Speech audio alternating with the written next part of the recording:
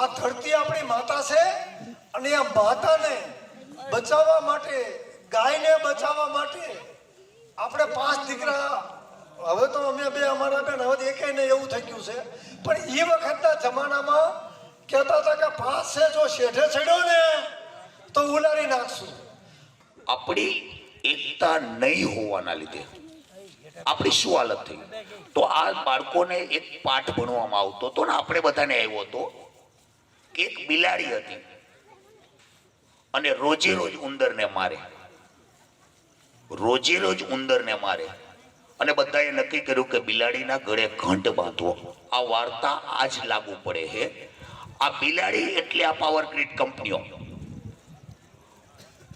આ વાર્તા ઉપરથી આપણે એકતા શા માટે રાખવી કે વડીલ જેવા કોઈ આપણા પરિવારમાંથી ઊભા થઈ અને એમ કે અમે આ બિલાડીના ગળે ઘંટ બાંધીશું, ત્યારે આપણે ના શંકા કરવી જોઈએ કે આ ખરેખર આપણા માયલો નહીં હોય, નહીતર ના લડે.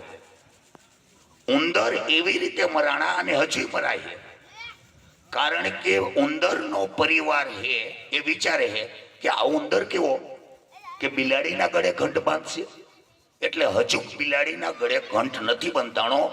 આપણે ઉંદર નથી અને એને બિલાડી બનવા દેવી નથી.